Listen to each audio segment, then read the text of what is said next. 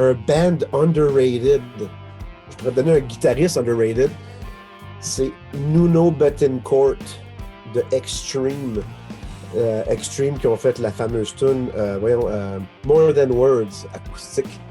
Nuno Bettencourt, c'est le guitariste avec les cheveux longs noirs, un dieu de la guitare qui a joué une couple d'années avec Rihanna, mais c'est un technicien, un chopper, un feeler, un artiste dans l'âme, un moté, un jambon.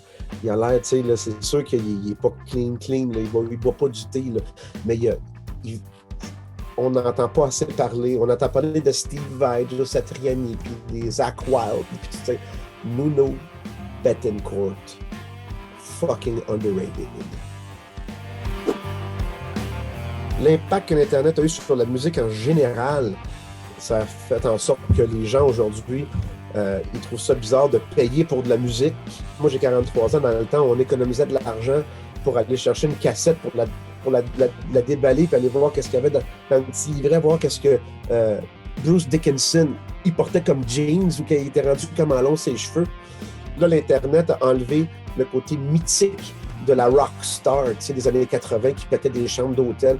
Là, si tu vois un gars comme Steven Tyler ou n'importe quel rock star, pas de make-up, en bobette, en train de se gratter à la poche, marcher à tous les jours, il n'y a plus de mystère, tout est atteignable. C'était le fun à l'époque, quand il n'y avait pas d'Internet, de mettre ces déités musicales-là sur un piédestal inatteignable. Puis l'impact que ça a sur ma carrière musicale, c'est que ça ne sera plus jamais atteignable. Fait qu'il ne faut pas viser ça, il faut viser la qualité musicale, puis se croiser les doigts, puis se dire peut-être que je vais faire de l'argent avec un single. C'est très difficile. Mais l'absence du côté mythique du rock, de la rock star, ça, c'est ce qui me manque le plus. C'est beau le mystère. Le pire instrument. Tout le monde a leurs opinions sur le pire instrument. Moi, j'ai été au secondaire dans une harmonie. Fait que moi, je jouais de la batterie. J'ai commencé à la clarinette, puis pas longtemps après, je fais de la batterie. Puis le pire instrument, pour la simple et unique raison, c'est parce que c'est le plus difficile, c'est le cor français. Le cor français a une embouchure là, grosse de même, grosse comme un trou de pète. Puis il faut que tu... C'est tellement tough. Fait que les petits jeunes qui jouent du cor français, à tous les récitals ou tous les concerts qu'on a fait, pas une fois, est-ce que le choriste, puis il y en avait juste un, nous autres, dans le cas, puis, écoute, on le supportait, mais de secondaire 2 à secondaire 5, il n'a jamais été capable de faire un show sans faire au moins 7-8 grosses crises de grrr, parce que c'est tellement difficile de souffler dans cette embouchure-là. C'est reconnu. Le corps français, la plus petite embouchure au monde, difficile. Donc, le pire, parce que c'est rare que tu entends quelque chose de bon si ce n'est pas joué par un professionnel. Ma mère, elle est musicienne. Toutes mes tantes sont musiciennes du côté de ma mère. Je suis né dans la musique. La manière un de mes meilleurs chums, je suis allé le voir parce que j'ai beaucoup voyagé quand j'étais jeune. Puis j'ai beaucoup changé de ville.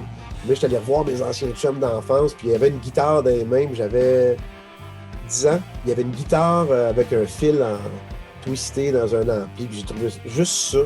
J'ai trouvé ça juste cool. Je suis revenu de ce voyage-là. J'ai demandé à mes parents est-ce que je peux avoir une guitare. Et puis une semaine après, j'avais une guitare parce que ma mère, elle entendait juste ça que je lui demande, mais je l'avais comme la musique, je l'ai entendue toute ma vie.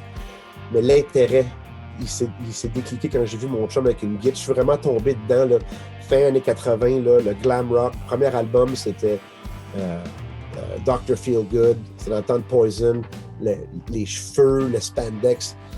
Tout le côté mythique, là, justement, le spectacle, là, l'exagération, je suis tombé dedans, mon gars. La seconde que j'ai vu mon ami avec une guitare, j'ai voulu faire ça direct dans le rock. Je voulais être une rock star.